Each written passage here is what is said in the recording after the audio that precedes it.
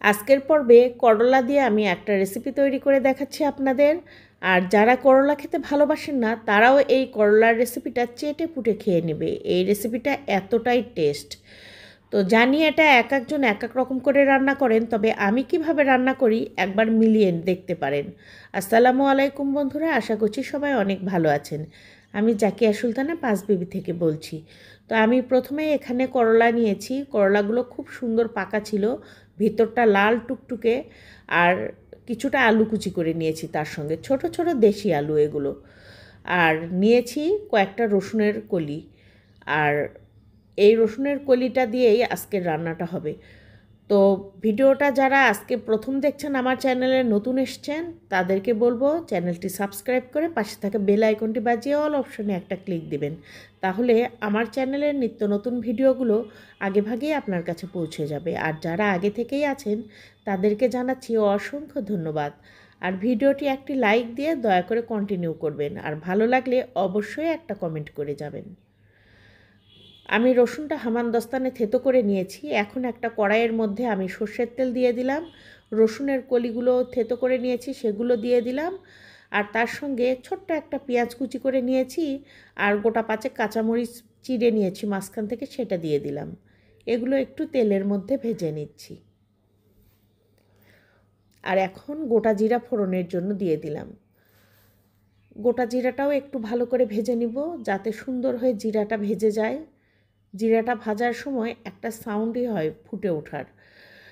আর তার সঙ্গে আমি আলু কুচিটা প্রথমে দিয়ে দিলাম। আলু কুচি দিয়েছি এখানে, আর এর সঙ্গে দিয়ে দিলাম হাফ চা চামচ গুঁড়ামরিচ, আর দিয়ে দিচ্ছি 1 চা চামচ লবণ। আর এর উপরে দিয়ে দিচ্ছি করলাগুলো পরিষ্কার করে ধুয়ে রেখেছিলাম আগেই, পানি ঝরিয়ে সেই করলাটা দিয়ে দিলাম। আর এখানে সামান্য একটু হলুদ গুঁড়া দিয়ে দিচ্ছি। দিয়ে এগুলো খুব ভালোভাবে মিশিয়ে নিতে হবে। আর আদা রসুন বাটা কিংবা জিরা বাটা কিচ্ছু দিতে হবে না। এটা খেতে এমনিতেই মজার হবে আর অত্যন্ত ফ্লেভারফুল হবে।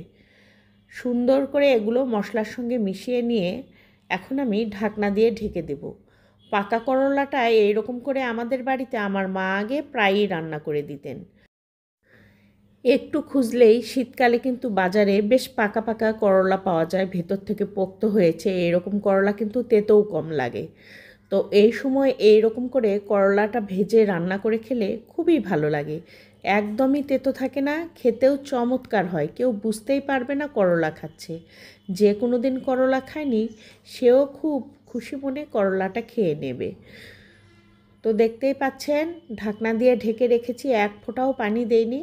এরকম ঢাকনা দিয়ে ঢেকে ঢেকে মাঝে মধ্যে উল্টে পাল্টে দিচ্ছি যাতে নিচ থেকে পুড়ে না যায়।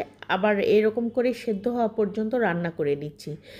আর লাস্টের দিকে কালারটা চেঞ্জ হয়ে গেছে, একদম ভাজা ভাজা হয়ে গেছে, গাঢ় হয়ে গেছে কালারটা, দেখতেই পাচ্ছেন।